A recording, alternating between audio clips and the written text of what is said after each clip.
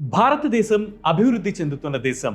తరతరాలుగా ఇదే చెప్పుకుంటున్నాం. అయితే మన దేశం అభివృద్ధి చెందిన దేశంగా మారడానికి తీసుకోవాల్సిన సంస్కరణల గురించి అంతర్జాతీయ ద్రవ్య నిధి IMF డిప్యూటీ మేనేజింగ్ డైరెక్టర్ కొన్ని సూచనలు చేశారు. అవేంటో ఈ వీడియోలో తెలుసుకుందాం.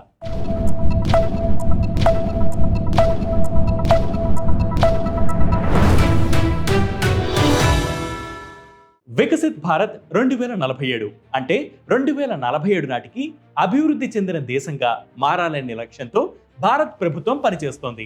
ఇప్పటికే ప్రపంచంలో 5వ అతిపెద్ద ఆర్థిక వ్యవస్థగా భారత్ యూకేని అధిగమించింది. 2027 నాటికి జపాన్ జర్మనీలను అధిగమించి 3వ స్థానానికి చేరుకోవచ్చని మోర్గన్ స్టాన్లీ విశ్లేషకులు అంచనా వేస్తున్నారు. ప్రపంచ బ్యాంక్ 2006 వరకు భారతదేశాన్ని తక్కువ ఆదాయ దేశంగా వర్గీకరించింది. 2007 నుంచి దిగువ మధ్యతరగతి ఆదాయ వర్గానికి మార్చింది. భారత్ అప్పటి నుంచి ఆ వర్గీకరణలోనే ఉంది. అత్యంత వేగంగా అభివృద్ధి చెందుతున్న ప్రధాన ఆర్థిక వ్యవస్థగా ఉన్నప్పటికీ తలసరి ఆదాయాన్ని పెంచడానికి, అభివృద్ధి చెందిన ఆర్థిక వ్యవస్థగా మారడానికి మరింత వేగం పెంచవలసిన అవసరం ఉందని నిపుణులు చెబుతున్నారు. అయితే తాజాగా భారత్ బలమైన ఆర్థిక వ్యవస్థగా మారడానికి తీసుకోవాల్సిన సంస్కరణల గురించి అంతర్జాతీయ ద్రవ్య నిధి IMF డిప్యూటీ మేనేజింగ్ డైరెక్టర్ కొన్ని సూచనలు చేశారు. అందులో మొదటిది పన్ను విధానాలను సరళీకృతం చేయడం, తక్కువ పన్ను రేట్లు కలిగి ఉండటం, మినహాయింపులను తగ్గించడం ద్వారా భారతదేశ స్థూల ఉత్పత్తిని అంటే GDPని పెంచుకోవచ్చు. ఇక రెండవది మెరుగైన సాంకేతిక పరిజ్ఞానం ద్వారా పన్ను సేకరణను మెరుగుపరచడం భారతదేశ పన్నుల వ్యవస్థలో తగినంత పురోగతిని సాధించడానికి ఉపయోగపడుతుంది. అంతేకాకుండా ఆర్థిక వనరులను బలోపేతం చేయడానికి మూలధన లాభాలను, ఆస్తి పన్నులను సమర్థవంతంగా సేకరించాలి. ఇక మూడవది కర్ణాటకలో పైలట్ ప్రాజెక్టుగా వ్యవసాయ పరిమాణం ఆధారంగా ఎరువుల సబ్సిడీలను అందించినట్లు సబ్సిడీలను మరింత సమర్థవంతంగా నిర్వహించడం ద్వారా కూడా భారతదేశం డబ్బును ఆదా చేయవచ్చు. రాయితీలు సరైన లబ్ధిదారులకు చేరేలా చూసుకోవడం ముఖ్యం. ఇక నాలుగవది విద్యా నాణ్యతను పెంపొందించడం, నైపుణ్యం కలిగిన శ్రామిక శక్తిని అభివృద్ధి చేయడం భారతదేశ ఆర్థిక పురోగతికి అత్యంత అవసరం.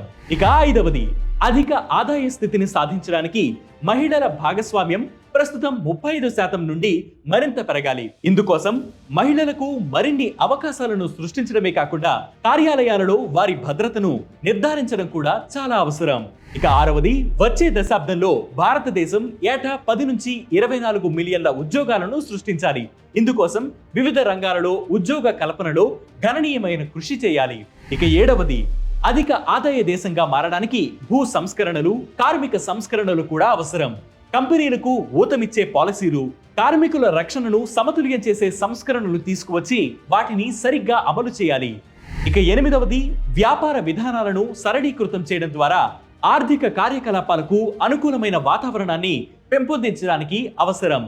ఇక తొమ్మిదవది భారతదేశం సగటు టారిఫ్ రేట్లను తగ్గించి అంతర్జాతీయ వాణిజ్యాన్ని మరింత ప్రోత్సహించాలి. వాణిజ్య సమస్యలను తగ్గించడం వల్ల అంతర్జాతీయ మార్కెట్లో మన సామర్థ్యాన్ని మరింత మెరుగుపరుచుకోవచ్చు. ఇక ఆఖరిగా 10వది పబ్లిక్ మరియు డిజిటల్ ఇన్ఫ్రాస్ట్రక్చర్లో భారతదేశం గణనీయమైన పురోగతి సాధించినప్పటికీ ఇంకా సాధించవలసింది చాలానే ఉంది. ఆర్థిక వృద్ధిని కొనసాగించడానికి నిరంతర పెట్టుబడులు పెట్టడం చాలా అవసరం. ఈ సంస్కరణలు తీసుకోవడం ద్వారా భారతదేశం అభివృద్ధి చెందిన దేశంగా మారే అవకాశం ఉందని వారు చెబుతున్నారు.